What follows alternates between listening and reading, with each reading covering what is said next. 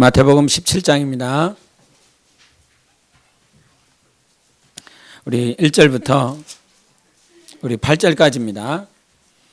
마태복음 17장 1절부터 8절까지. 찾으셨으면 우리 함께 교독하도록 하겠습니다. 마태복음 17장 1절부터 8절.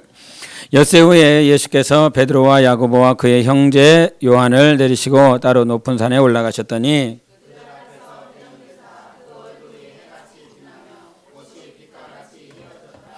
그때 모세와 엘리야가 예수와 더불어 말하는 것이 그들에게 보이거늘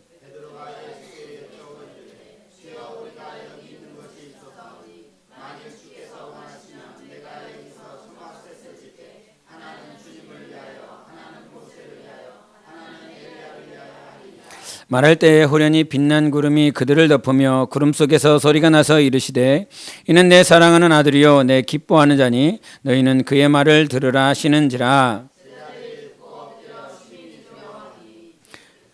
예수께서 나와 그들에게 손을 대시며 이르시되 일어나라 두려워하지 말라 하시니 제자들이 눈을 들고 보매 오직 예수 외에는 아무도 보이지 아니하더라. 아멘. 어제도 잠깐 이렇게 언급했지만 길거리 제가 자주 돌아다니는 건 아닌데 집하고 교회밖에는 없습니다. 돌아다니는 데 없는데 또 잠깐 오면서도 성탄절 분위기는 하나도 안 나더라고요. 우리 안에서 예수 그리스도의 그 탄생을 기념하는 복이 여러분에게 있으시기를 바랍니다. 세상은 예수 그리스도를 기념하는 일에 전혀 관심 없습니다. 자기 노는 일에만 관심이 있습니다. 그래서 오늘도 예수 그리스도를 기념하는 복된 여러분 되십시오. 자, 오늘 본문에는 예수님께서 세 명의 유명한 당신의 수제자를 데리고 올라가시는 모습들이 있습니다. 여러분이 아는 것처럼 베드로와 야고보, 요한을 이렇게 데리고 갑니다. 그런데 이 일을 진행하시는 데 있어서 17장 1절에 시간이라고 하는 단어들이 나옵니다. 어떤 단어가 나옵니까? 엿새 후에라고 하는 그 단어가 나옵니다. 그 엿새 전에는 그런 무슨 일이 있었느냐? 여러분이 정말 유명하게 아는 그 말씀, 음보의 권세가 이기지 못하는 교회를 세우리라 라고 말씀하시면 내가 죽을 것이다 라고 하냐? 베드로가 그런 일이 있을 수 없습니다. 그때 예수님께서 사단아 내 뒤로 물러가라 이런 말을 하며 당신이 죽으실 것을 말씀하시고 마지막에 16장 28절에 이런 말씀하십니다. 진실로 너희에게 이르노니 여기 서 있는 사람 중에 죽기 전에 인자가 그 왕권을 가지고 오는 것을 볼 자들도 있느니라. 아멘. 봤습니까? 못 봤습니까? 여기 서 있는 사람 중에 죽기 전에 인자가 그 왕권을 가지고 오는 것을 볼 자들도 있느니라. 봤습니까? 못 봤습니까? 네.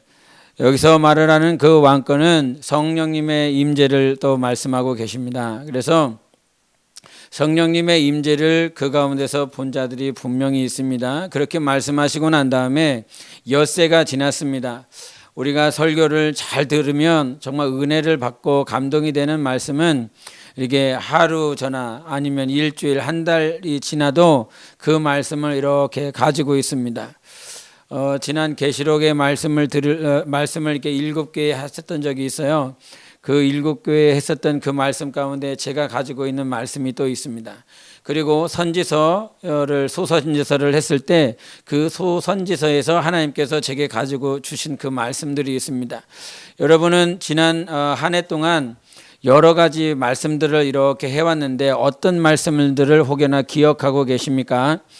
하나님께서 아들 예수 그리스도를 통해서 당신의 수제자를 엿새 후에 지나고 난 다음에 그들에게 특별한 목적을 가지고 하나님께서 움직여 나가시는 것들을 보게 됩니다.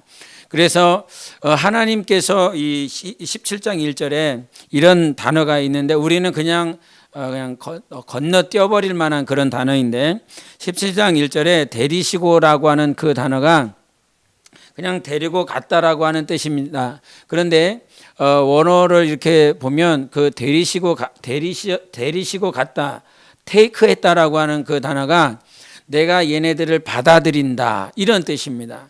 내가 저들과 하나가 된다, 이런 뜻을 가지고 있습니다. 그러니까 저희들을 받아들이고 저들을 받아들이고 저들과 하나 되기 위한 그 과정으로 하나님께서 예수 그리스도를 통해서 당신의 수제자들을 움직여 나가는 것들을 보게 됩니다. 하나님께서 우리를 데리시고 아니면 우리를 하나님께서 움직이시며 나아가실 때 하나님께서는 당신의 뜻이 있어서 우리들을 받아들이시는 것입니다. 당신이 우리와 하나 되기 위한 발걸음들을 항상 움직여 나가고 있는 것입니다. 그래서 당신의 수제자들을 데리고 갔다라고 하는 그 말은 그냥 얘네들 육체를 데리고 갔다, 저들을 데리고 갔다가 아니라 우리 주님께서 특별한 그들에게 마음과 계획이 있기 때문에 그들을 받아들이고 그들과 하나 되기 위한 그 걸음으로 움직이신다라고 하는 거죠. 그런데 이 예수께서 변형산산에 올라가셨을 때 갑자기 희어지고 밝은 빛이 나며 엘리야와 모세가 등장합니다. 엘리야와 모세가 등장하는, 저는 이 본문을 읽을 때마다 많고 많은 사람들 가운데 왜 모세와 엘리야 할까라고 하는 생각을 해봐요. 다윗이 나오면 괜찮지 않을까? 이사야나 에스겔 선지자가 나오면 괜찮지 않을까? 이런 생각을 해봅니다. 그런데 모세와 엘리야라고 하는 그 모세의 뜻이 무엇이지 여러분? 모세, 물에서 건진 자다, 이런 뜻입니다. 물에서 건진 자다. 그냥 구원자라고 하는 뜻이죠. 구원자. 자기가 구원을 받았을 뿐만 아니라 결국은 홍해에서 자기 백성을 물에서 이끌어내므로 구원한 자로서 모세가 사용이 됩니다. 엘리야는 갈멜산에서 바알 선지자들과 영적 전쟁을 통해서 모세가 물이라면 엘리야는 불로서, 유황불로서 그 바알 선지자들의 450명을 그 전쟁에서 이김으로 하나님이 어떠하신 자인지 이렇게 보이시고 나타내시는 하나님이십니다. 그런데 이 모세는 결국은 자기 백성들을 애굽에서 이끌어냈을 때 그 사망의 땅이라고 하는 그 사망 권세자가 있었는데 그게 바로입니다. 엘리야 역시 엘리야가 활동했었을 때 그 왕을 혹시 기억하십니까? 엘리야가 활동했었을 때 북이스라엘의 왕은 아합이었습니다. 이 바로와 아합을 대표하는 것은 사망을 가지고 있는 자, 흑암 아래 있는 그 왕권을 가지고 있는 자들입니다. 그런데 하나님께서 모세는 그 바로로부터, 또 엘리야는 아합으로부터 백성들을 구원하고 또 자기 영혼을 구원하는 그 삶으로 인도를 이렇게 합니다.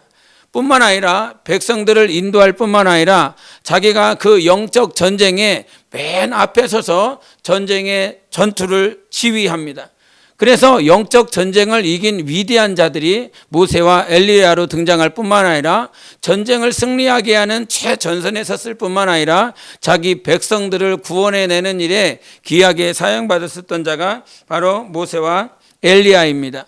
자, 여기서 하나님께서 등장하게 하신 이 모세와 엘리야를 통해서 자, 저들은 영적 전쟁도 이기게 하시고 백성을 구원하게 하는 그런 최전선에서 귀하게 사용받았는데, 모세가 이스라엘 백성들을 구원하고 광야로 들어가자 쓴물 마라라고 하는 그곳에 다다르게 됩니다. 백성들이 불평과 불만을 합니다. 그때 모세가 하나님 앞에 보이는 자세가 어떠한 자세냐면, 하나님, 왜 이런 사람들을 저에게 맡겼습니까? 저는 이런 자들을 먹일 만한 능이 없습니다. 이 수많은 사람들을 어떻게 먹이라고 저에게 맡기셨습니까? 라고 하나님 앞에 자기의 연약함을 그때부터 토해내기 시작합니다. 하나님께서 맨 처음에 이스라엘을 구원시키기 위해서 애굽으로 보낼 때도 그가 고백한 거죠. 입이 뻣뻣한 자입니다. 무능한 자입니다. 하나님 저를 사용하지 마세요. 이렇게 하면서 나아갔었던 자이지요.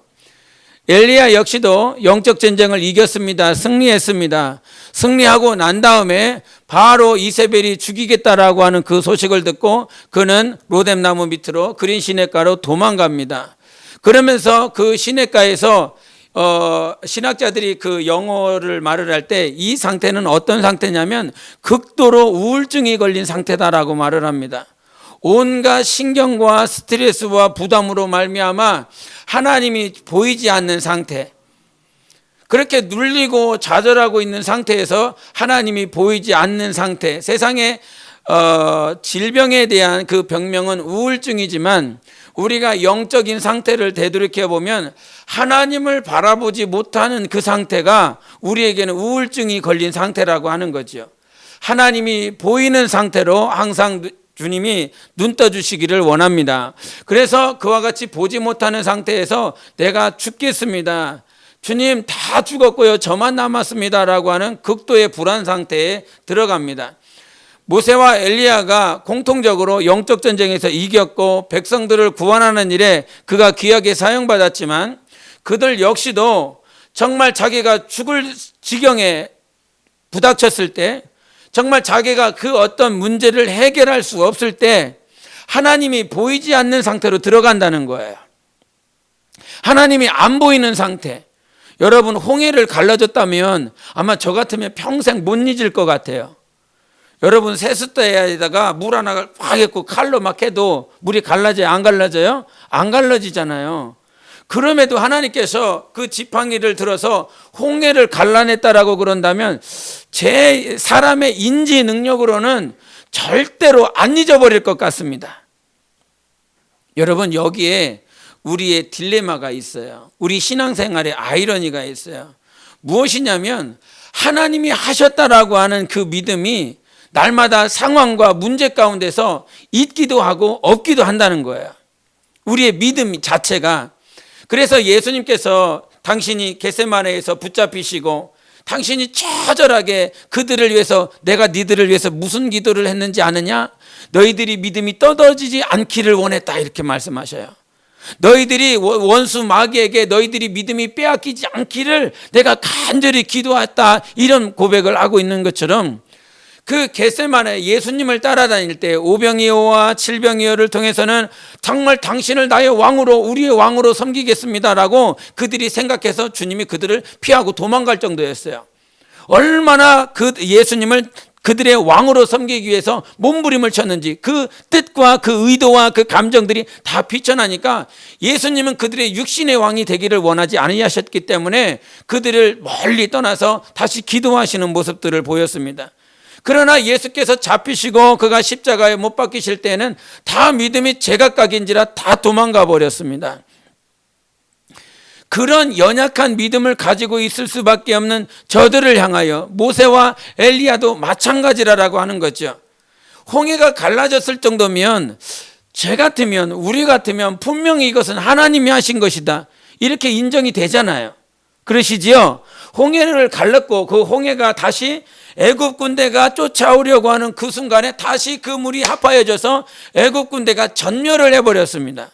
이 정도면, 이와 같은 표적 정도라고 한다면 이거는 분명히 하나님이 하신 거야. 하나님께서 우리를 인도하신 거야. 내가, 모세가, 나라고 하는 지도자가 인도한 것이 아니라 하나님께서 인도하셨다라고 분명히 고백해요.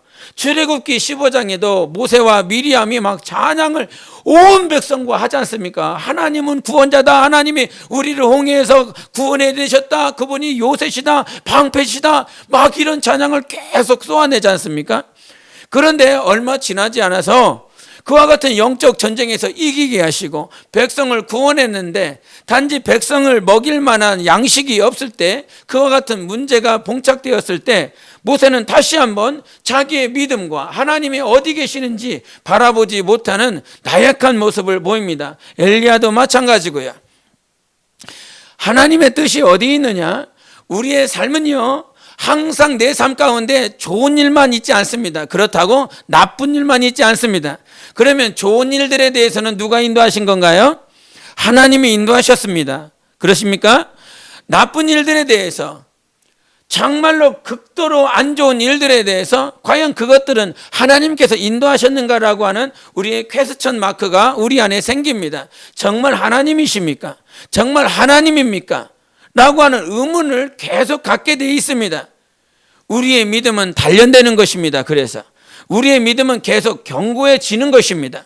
단번에 우리의 믿음이 완전해지는 것이 아니라 베드로전서 5장 8절에 말씀하신 것처럼 고난이라고 하는 그 잠깐의 고난을 통해서 우리의 영혼은 견고해지고 온전해지고 그 어떤 자들도 무너뜨릴 수 없을 만큼 하나님 앞에 온전케 되어지는 그 모습들을 말씀해 주신 것처럼 여러분, 우리의 믿음은 단번에 완성되어지는 것이 아니라 온전해지는 것입니다. 그래서 그 온전케 하시는 그 하나님 앞에 세워져 나가는 거야. 모세가 아무리 영적 전쟁을 이기고 백성들을 이끌었고 엘리야가 그랬다라고 할지라도 결국은 믿음이 없어지고 연약해 버렸던 모세와 엘리야를 구원하신 분이 누구인지를 알아야 되는 것입니다. 홍해에서 구원하신 이는 모세가 아니라 하나님이십니다. 바알 선지자 450명을 이기도록 하나님께서 허락하신 것이죠. 아무리 바알 선지자가 자기의 옷을 찢고 자기의 뼈를 깎고 막 살을 찢는 그와 같이 외침이 있다라고 할지라도 그들의 신은 거짓이기 때문에 응답하지 않습니다. 그러나 엘리야는 정말 물두멍이 이렇게 차고 넘칠 만큼 물을 가득 부은 그 번제단에 하나님께서 불을 내려주셔서 단번에 그 번제단에 있었던 재물들이 다 불타올라 버리지요. 하나님께서 응답하여 주셨기 때문에 바알 선지자도 이겼고 하나님께서 응답하여 주셨기 때문에 모세가 홍해에서 승리하게 하신 것입니다. 가장 연약할 때, 가장 지칠만할 때 인도자가 누구인지를 우리는 절대로 알아야 되는 것입니다. 믿어야 된다라고 하는 것입니다. 하나님은 베드로와 요한과 야고보를 저 변화산상에 데리고 올라가면서 분명한 뜻을 가지고 있어요. 뜻을 가지고 있었기 때문에 그들을 데리고 올라가는 것입니다. 가장 연약하고 가장 힘이 없는 그런 리더, 그런 리더들에게 주님께서 요구하신 건 결국은 본문의 17장 5절과 6절에도 말을 하는 것처럼 하늘에서 소리가 있습니다. 구름 가운데 소리가 있었습니다. 이는 내 사랑하는 자요 내 기뻐하는 자니 너희들은 저의 말을 들으라라고 말씀을 하시는 것입니다. 결국 하나님이 모세도 보여주시고 엘리야도 보여줬지만 당신의 수제자들에게 정말 요구하신 것은 다른 것 보지 말아라. 예수 그리스도만을 보아라. 이것이 하나님 아버지의 뜻이었다라고 하는 거예요. 모세를 통해서 엘리야를 통해서 베드로는 당신의 태버네클 즉 성막 그 텐트를 지어주겠다라고 그렇게 고백하지만 그 고백 가운데 이면 가운데서는 예수 그리스도가 하신 그 말씀을 절대로 인정하지 않는 그 연약한 믿음을 보입니다. 왜 그러냐면 처소라라고 하는 그 태버네클 텐트를 짓겠다라고 하는 그 말은 무슨 말이냐면 이 텐트를 지었다라고 하는 건 텐트의 가장 주 목적은 거주의 목적을 가지고 있습니다. 예수 그리스도께서 죽으시겠다. 우리가 누가복음에 보면 이 본문 말씀을 동일하게 말씀을 하면서 누가복음의 그 사이에 들어가는 말씀이 그 모세와 엘리야와 예수님께서 말씀을 하실 때 예수님께서 모세와 엘리야에게 무슨 말씀을 하는 것을 베드로가 듣냐면 내가 죽을 것이다. 내가 이 세상을 떠날 것이다 라고 하는 이 말씀을 모세와 엘리야와 대화를 하고 있을 때 베드로가 그거를 듣는다 이 말이죠. 아, 예수님께서 죽으시는구나. 예수님께서 이 세상을 떠나시는구나. 그래서 그 반응으로 나오는 것이 주님 떠나가지 마세요. 내가 모세를 위해서 엘리야를 위해서 당신을 위해서 이 텐트를 치니까 떠나가지 마세요. 이 말을 하는 것입니다. 즉 텐트를 짓겠다라고 하는 것은 예수께서 이 세상을 떠나고 난 다음에 16장 28절에 무슨 권세를 가지고 계시겠다는 겁니까? 왕권을 가지고 오겠다는 거예요. 우리가 반응을 해야 될 것이 있습니다, 여러분. 예수님께서 죽으실 것에 대한 것은 세상 사람들도 다 반응을 합니다. 예수께서 죽으셨다, 예수께서 십자가에 달리셨다라고 하는 것은 정말 이 세상의 모든 사람들이 다 반응해요. 역사를 어느 정도 읽어본 사람들은 다 반응하게 되어 있어요. 그런데 우리가 반응해야 될 건 예수께서 부활하시고 영광 가운데 왕의 권세를 가지고 다시 오실 것이라고 하는 것에 영혼의 반응이 있어야 되는 것입니다. 이 반응이 있어야 되는데 주님이 죽으실 것에 대해서는 반응하지만 예수께서 살아서 다시 오실 것이다라고 하는 것에 대해서는 왜 반응을 안 하느냐 이 말이에요. 이것이 믿음의 연약한 단계인 것입니다. 세상에서 필요한 문제들 아니면 이해할 수 있는 정도에 대해서는 하나님이 하셨습니다. 하나님께서 함께 하시네요. 그렇게 어느 정도 인지도 하고 이해하는 선에서 믿음을 보입니다. 그러나 하나님께서 우리에게 원하시는 믿음은 가장 처절하게, 가장 힘들고 가장 어려울 때에도 오늘 이 순간에 하나님께서 나의 삶과 영혼을 위해서 예비하셨다라고 고백하는 믿음을 요구하시는 것입니다. 할렐루야. 하나님께서 우리에게 보여주시는 수많은 것들이 있어요. 하나님이 계속 진행하시고 예비하시고 운행하고 있다라고 하는 이 사실을 믿음으로 화답하지 않습니다.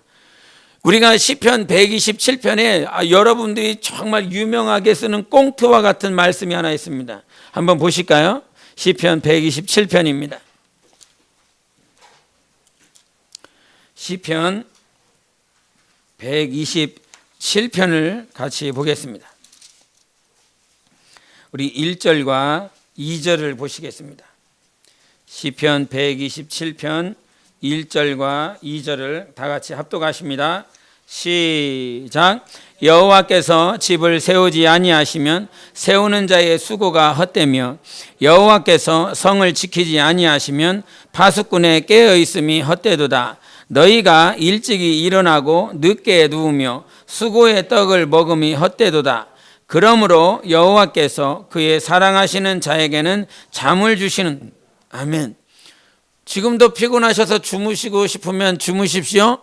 그러면 주무시면서 하시는 말씀이 하나님께서 나를 엄청 사랑하셔서 잠을 주시는구나, 이렇게 꽁트 아닌 꽁트로 이 멘트를 사용하십니다. 그런데 사실 이 말씀은 그 말씀이 아닙니다. 제가 그 새 번역에 있는 말씀 한번 읽어드릴게요. 2절에 있는 말씀, 그 후반부에 있는 말씀. 하나님께서 사랑하시는 사람에게는 그가 잠을 자는 동안에도 복을 주신다, 이 말씀입니다. 다시 한번 읽어듭니다. 하나님께서는 사랑하시는 사람에게는 그가 잠을 자는 동안에도 복을 주신다, 이 말씀이에요. 무슨 말이에요? 사랑하시는 자에게 잠을 주시는 말이 아니라 네가 잠을 자고 있을 그때에도 하나님은 너에게 복을 주신다는 말씀이에요. 할렐루야. 막 아무 데나 가서 하나님이 나를 사랑하셔서 잠을 주신다, 이런 말씀하지 마세요. 그렇게 사용하시면 안 됩니다. 자, 이 말씀이 왜 중요하냐면 내가 잠을 잔다라고 하는 것은 아무런 힘이 없을 때의 모습입니다. 내가 기력이 없을 때입니다. 아무것도 할 수가 없고 수고할 수도 없고 노력할 수도 없고 그 어떤 열심을 낼 수도 없을 때입니다. 그럼에도 하나님은 내가 아무것도 안 해도 하나님은 나에게 뭐 주시겠다고요? 복 주시겠다는 말씀입니다. 우리 하나님은 그런 하나님이십니다. 그렇다고 이 말씀이 너희가 게을러도 된다는 말씀은 아닙니다. 이 말씀으로 이해할 수준은 아니라고 생각을 합니다. 나의 수고와 나의 노력과 나의 열심을 넘어서 나의 모든 것들을 초월하여 하나님은 나에게 복을 주시겠다라고 말씀하고 계시는 것입니다. 그래서 1절이 중요한 것이 무엇이냐면 여호와께서 집을 세우지 아니하시면 세우는 자의 수고가 헛되며 여호와께서 성을 지키지 아니하시면 파수꾼의 깨어 있음이 헛되도다. 아멘.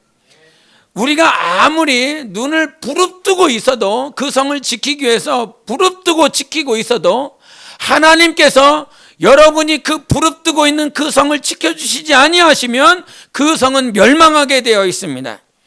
여러분의 가정을 여러분이 지키기 위해서 눈을 부릅뜨고 있다라고 할지라도 하나님께서 지켜주시지 않는 가정이라고 한다면 그 가정은 파멸되게 되어 있습니다. 여러분의 직장이, 여러분의 삶이 하나님께서 지켜주시면 멸망되지 않지만 하나님을 초월하여 여러분 스스로가 지키려 한다면 그것은 반드시 망하게 되어 있습니다. 그래서 아무리 한 세대 동안 힘을 다하여 수고하고 노력하였지만 전도서의 고백처럼 모든 것이 헛되다, 이런 고백을 할 수밖에 없는 것은 오직 하나님만이 우리의 허상을 붙잡지 않도록 실상을 붙잡게 하시는 하나님이신 것입니다. 오늘 여러분은 복을 받은 자입니까? 오늘 하나님께서 나의 수고와 노력으로 복을 주시는 것이 아니라 하나님의 그 주권과 권세로 우리를 이끄시고 복 주시는 하나님이십니다. 잠을 못 잘 정도의 극도의 스트레스와 그 부담이 있는 상태를 제가 한번 경험해 봤습니다. 한 번도 그런 일이 없습니다. 지금까지 살면서 한 번도 그런 적이 없습니다. 시험이 다음날 있어도 단잠을 잤습니다. 그런데 한 번 잠을 정말 극도로 못 잤던 자가 2014년도 세월호 이렇게 빠져들어갈 때였습니다. 그 극도로 스트레스를 한 3개월 정도를 이렇게 받았는데 제가 간증을 간혹 했었지만 저녁이 빨리 오기를 원했고 새벽이 오지 않기를 원했습니다. 왜냐? 기도하기 싫었습니다. 기도하는 것 자체가 무릎 꿇고만 있지 하나님이 보이지 않았습니다. 하나님이 들리지 않았습니다. 말씀을 읽어도 무슨 뜻인지 내가 기도를 해도 하나님 한마디 하고 제가 졸았던 것 같습니다. 아무런 힘도 없습니다. 영적인 힘도 없고 능도 없고 그냥 새벽이 안 오기를, 빨리 잠들기를. 그래서 보통 7시나 8시 되면 식사하자마자 제가 곧바로 침대에 들어갔습니다. 무기력과 우울증과 공허함과 극도의 스트레스와, 그래서 그것들을 경험을 하면서 막 있는데 어느 순간 이 TV를 딱 들었더니 한국에 이렇게 항구 뭐 이렇게 하면서 배가 하나가 침몰되기 시작하는데 한국에서 이런 일이 있어. 그래서 막 인터넷도 확인해 보니까 막 세월호가 빠져들어가는 모습이에요. 근데 그 모습을 보면서 아유, 빨리 가서 구해야 되는데, 빨리 구해야 되는데, 이런 나의 마음과 함께 세월호의 모습이요, 꼭 저의 모습 같은 거예요. 지금 빠져들어가는, 아무도 구원할 자가 없고 아무도 손대줄 자가 없고 선장도 항해사도 다 도망가고 지들 살기 위해서 다 도망가 버리는 그 상태. 쟤들을 누가 살리냐? 언젠가 살리겠지, 누가 가겠지 계속 지켜봤는데 뭐 몇 명이 이렇게 생존했다, 몇 명이 살아있다, 이렇게 소식은 계속 듣고 있는데 가는 모습이 하나도 안 보이는 거예요. 아무도 구하지 않는 거예요. 헬기가 하나가 있는데 헬기도 그냥 딴짓하고 있더라고요. 해경이 가 있는 것 같은데 해경도 딴짓하고 있는 것 같고요. 제가 자세히는 모르지만, 구체적으로 모르지만 그냥 그 영상을 보면서 그런 모습이 들었어요. 그 세월호의 모습을 보면서 진짜 제 모습 같더라고요. 아무것도 할 수 있는 게 없어요. 처절하게 계속 침몰되어져 가는 거예요. 그런 상황 가운데서 정말 굉장히 힘들고 굉장히 어려웠습니다. 그런데 그 시간들 가운데 주님이 안 보이셨어요. 주님의 음성이 들리지 않았어요. 그런데 그 상황 가운데서 또 하나님은 제 영혼을 인도하고 계셨다라고 하는 사실을 그 상황이 빠져나오니까 그때서야 보이더라고요. 여러분, 세월호처럼 침몰되어져 가고 있는 그런 상황이 여러분 삶 가운데 있다라고 그런다면 오늘 조신양 목사의 이 하나님께서 조신양 목사를 통해서 하시는 이 말씀이 여러분 영혼의 신뢰와 믿음으로 변화되기를 바랍니다. 오늘 이 순간도 침몰되어져 가고 있는 것 같지만 하나님께서는 우리를 인도하고 계십니다. 내가 아무것도 할 수 없는 것 같은, 세월호와 같이 빠져들어가는, 그렇게 잠들어 있는 나의 영적인 상태임에도 불구하고 하나님은 정말 나를 사랑하셔서 나를 지켜주십니다. 우리를 보호하여 주십니다. 인도하여 주십니다. 네가 잠자는 그동안에도 나는 너에게 복 주겠다라고 말씀해 주셨어요. 우리 하나님이 그런 하나님이십니다. 내가 아무것도 할 수 없을 때, 잠들어 있을 때, 원수마귀는 가라지를 심고 가기 위해서 몸부림치고 있을 그때에도, 아무런 능도 없고 보호할 자가 없을 때에도 하나님께서는 우리를 복 주시며 보호하시는 하나님이신 것을 믿으시기를 바랍니다. 그래서 복의 주체가 하나님이신 거야. 우리를 인도하시는 그분의 주체가 하나님이신 거야. 여러분, 모세가 인도하는 거 아닙니다. 엘리야가 인도하는 거 아닙니다. 오늘도 그 모세와 엘리야에게 대화하셨던 예수 그리스도의 말씀이 있으신 후에 하늘에서 음성이 있었습니다. 너는 저의 말을 들어라. 우리가 들어야 되고 우리가 바라봐야 될 것은 바로 예수 한 분이시라는 거예요. 그래서 그 사실을 주님께서 당신의 수제자들에게 가르쳐주고 싶은 것입니다. 여러분, 우리가 예수 그리스도의 수제자가 되기 위해선, 정말 주님을 가까이 따라가는 자들이 되기 위해서는 예수님의 말씀을 들을 수 있는 자들이 되어야 되는 것입니다. 어제도 양의 비유에 대해서 말씀을 했지만, 양이 정말 죽을 수밖에 없는 가장 연약하고 나약한 종이나 그런 가장 약하고 연약한 그 종들이 지금까지 하나님께서 창세 이후로 계속 보존을 받고 살아갈 수 있은 것은 그 양의 능력이 아니라 그 양을 인도하고 계시는 선한 목자이신 예수님이십니다. 그래서 정말 양떼가 반드시 따라가야 될 분은 목자이신 예수 그리스도이신 것입니다. 그런데 베드로와 요한과 야고보의 삶 가운데에서는 아직 여전히 예수만을 쫓겠다라고 하는 그 믿음이 없는 거예요. 엘리야도 보이고 모세도 보이고 예수 그리스도도 이렇게 변화된 모습이 보이기에 예수만을 주목하는 것이 아니라 엘리야와 모세를 동시에 주목하는 그 모습들이 있었습니다. 그래서 주님이 저들을 합당히 여기시고 저희들을 받아들이고 데리시고 올라가신 이유가 있을 거 아닙니까?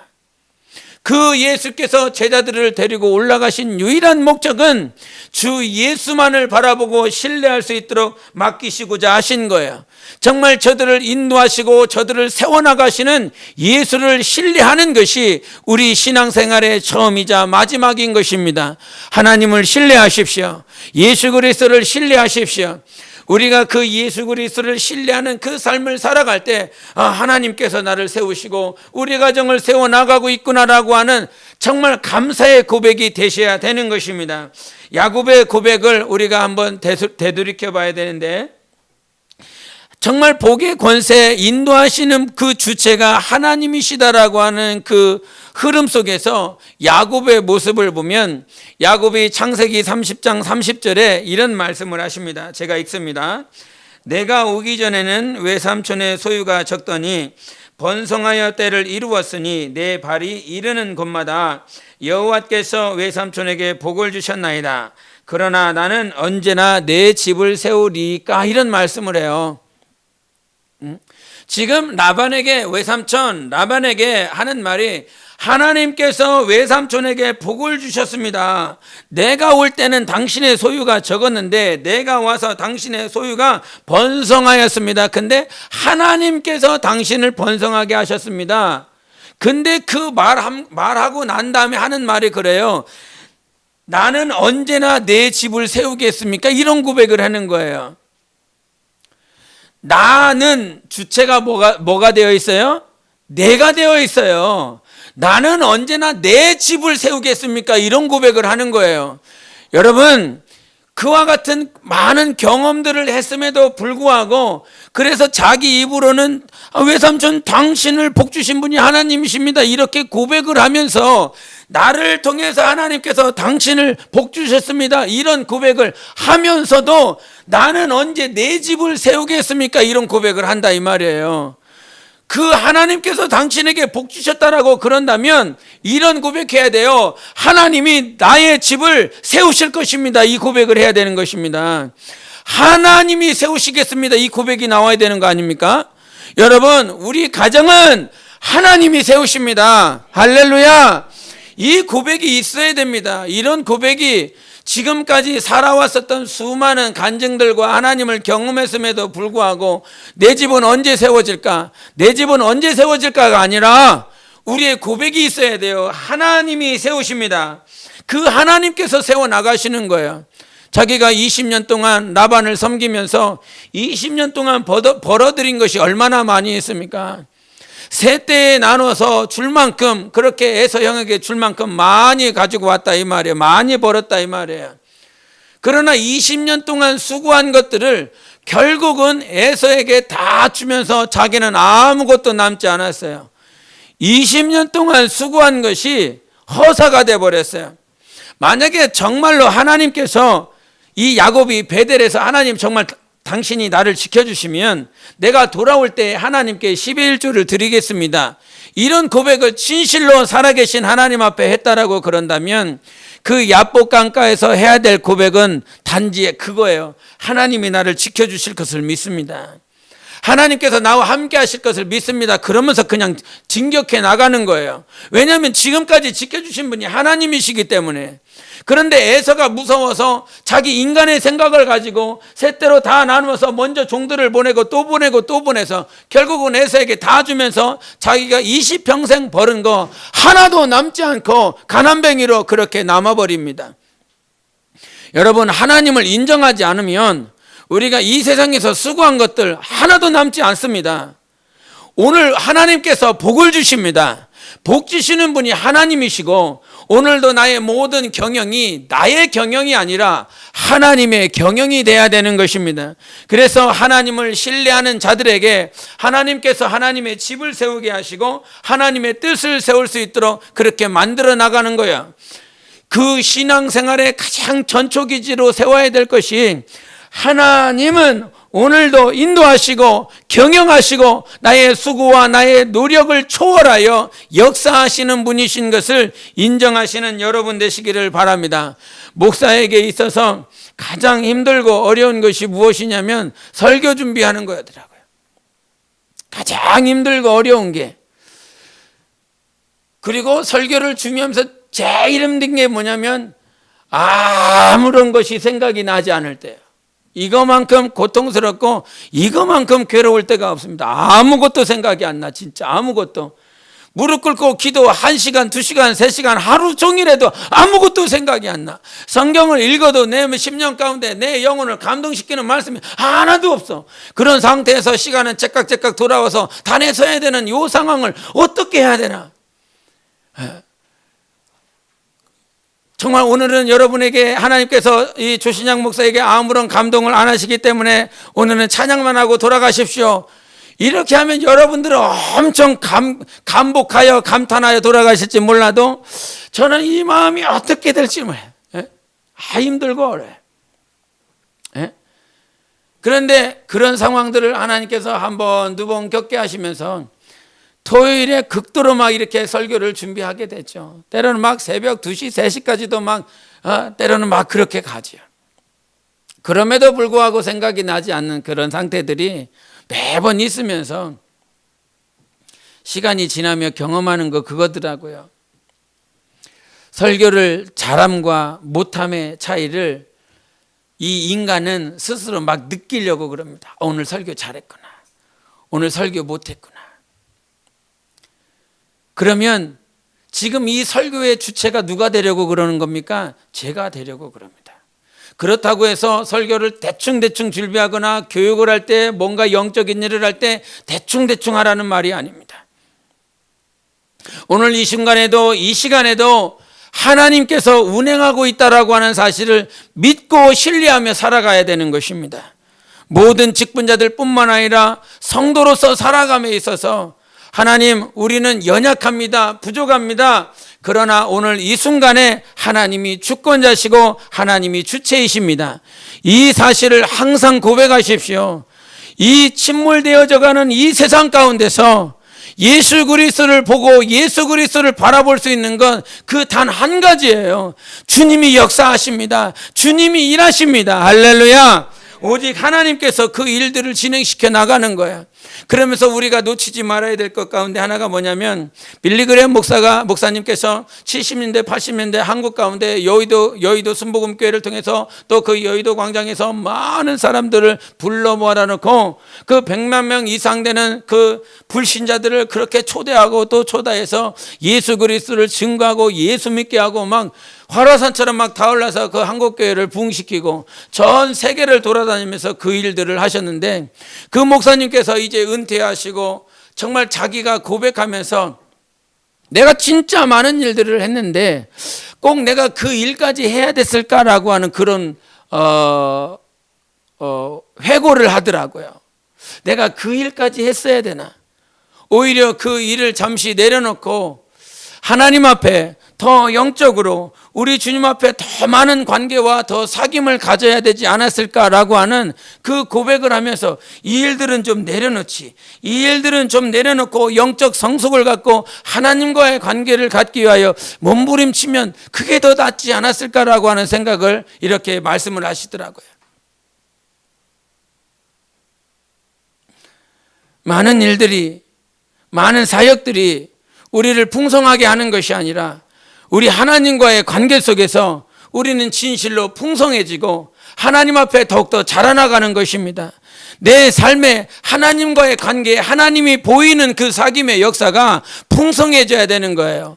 우리가 소선지서에 보면 요나를 보게 되는데 그 요나의 주제는 여러분 생각에 뭔 것 같습니까? 요나 4장밖에 되지 않는 그 4장에서 이루어지는 그 제목을 이렇게 주제를 찾다 보면 아수르에 있는 그 니느웨 땅에 있는 불신자들을 향해서 복음을 전하면 하나님께서 역사하셔서 이렇게 그들을 변화시켜 주시는구나. 그러면서 선교에 대한 열망과 전도에 대한 열망들을 그 안에서 넉넉히 볼 수 있어요. 그래서 죽음의 땅이라고 할지라도 믿지 않는 자들이라고 할지라도 주님께서 명령하신 그 명령에 순종하여 복음 전하는 것, 선교하는 것, 그것이 요나서를 통해서 볼 수 있습니다. 그런데 그것보다 더 중요한 것들을 주님께서 말씀하시는 것이 있습니다. 우리 한번 같이 찾아보시겠습니다. 요나서 우리 1장 4절을 보시겠습니다. 요나서 1장 4절.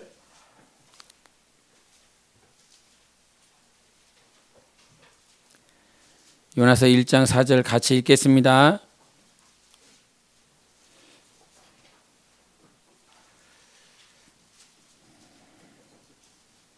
요나서 1장 4절 같이 읽습니다. 시작.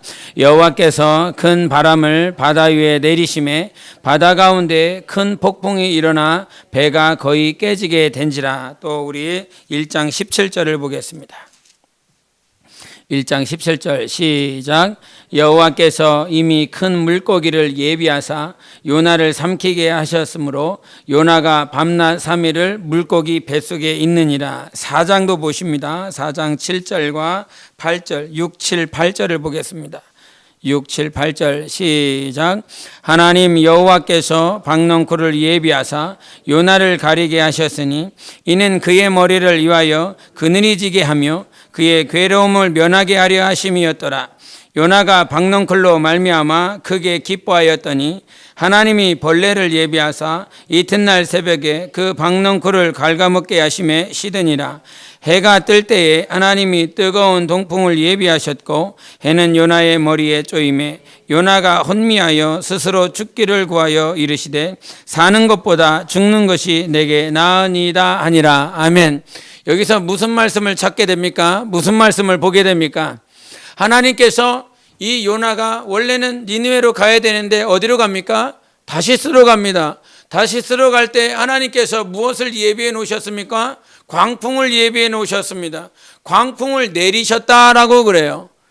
그가 감에 있어서 이제 광풍이 막 대작하였습니다. 그리고 광풍이 불자 하나님께서 큰 물고기를 예비해 놓으셨습니다. 그리고 니느웨 성에 갔었을 때 복음을 전하고 그들이 변하였습니다. 그가 언덕에 올라갔었을 때 하나님께서 박넝쿨을 예비하시고 벌레를 예비하시고 뜨거운 바람을 예비하셨다라고 하는 말씀이 계속 나옵니다. 요나가 순종하여 니느웨로 갔든 요나가 불순종하여 저 다시스로 갔든 하나님께서 부르시고 택하신 자들은 반드시 하나님이 예비하시는 과정, 삶들이 있다는 거예요. 여러분, 우리는 순종할 때도 있습니다. 불순종할 때도 있습니다. 그런다 할지라도 우리의 전생에는 하나님이 예비하신 삶인 것입니다. 하나님이 예비하셔서 오늘도 우리가 나아가고 있는 것입니다. 아니, 그 인생도 불순종하여 나아가고 있는 그 인생도 광풍이 불어서 광풍을 예비하고 큰 물고기를 예비하여 주셔서 그를 인도하시는 하나님이 있습니다. 요빠에 갈 때도 다시스에 갈 때도 그 광풍이 불어있는 그 배 안에 있을 때에도 그 배가 침몰하여 그가 바닷속에 들어갈 때도 큰 물고기 그 뱃속에 있었을 때에도 니느웨를 향하여 가는 그 순간에도 그 니느웨 성을 돌 때에도 복음을 전할 때에도 복음을 전하여 그들이 변화되어 그가 왜 주님은 이렇게 하셨습니까? 역사하셨습니까? 하나님을 원망하고 있을 때에도 우리 하나님께서는 요나의 삶을 전생애 가운데 하나님이 예비하셨음을 보여주고 있습니다. 하나님은 우리를 위하여 예비하시는 하나님이십니다.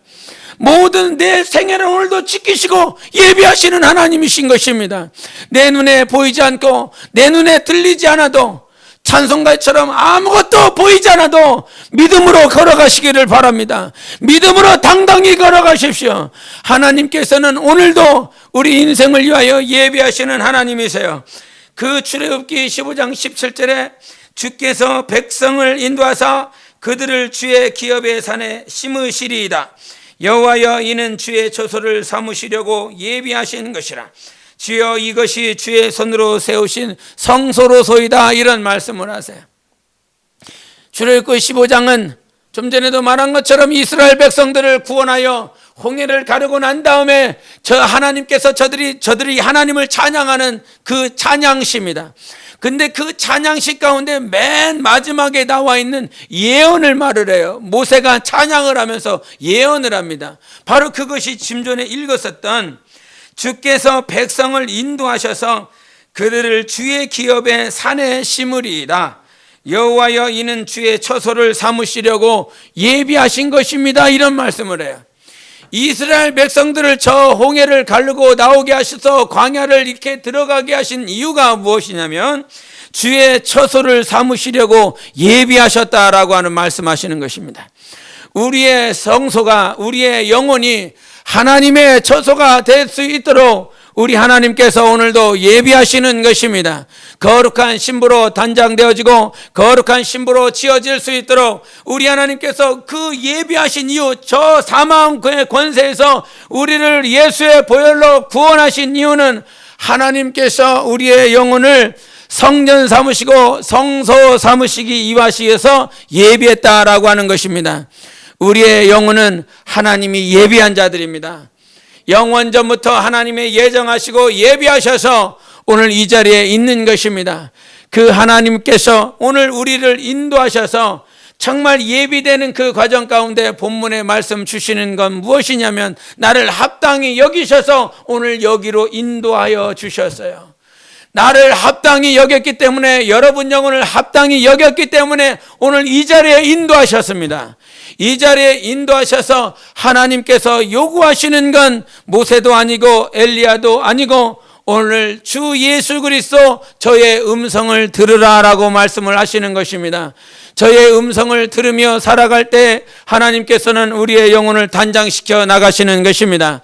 예수께 단장되는 복되고 귀한 영혼 되십시오. 하나님께서 여러분의 미래를 예비해 놓으셨습니다. 여러분의 삶을 예비해 놓으셨습니다. 왜 그랬을까요? 여러분의 미래와 여러분의 삶을 왜 예비하십니까? 목적 한 가지입니다. 우리의 영혼을 당신의 성전 삼으시기 위함인 것입니다. 하나님의 예비하심 가운데 승리하시고 복된 영혼의 삶을 사시기를 예수 이름으로 축원합니다. 오늘 이 시간 기도하겠습니다. 하나님께서 오늘 우리에게 주시는 말씀이 주님의 음성을 들으라 하는 것이었습니다. 예수 그리스도의 음성을 들을 수 있는 자가 되게 도와주시고 그 음성을 듣고 하나님이 예비하심을 볼 수 있도록 도와주시옵소서. 오늘 내 눈을 열어주시기를 원합니다. 하나님은 내 영혼을 지키시며 내가 잠든 그 사이에도 복을 주시는 참 하나님이십니다. 내 영혼에 주님이 인도하시고 예비하심을 보고 경험할 수 있도록 우리 함께 예수 외치고 기도하십니다.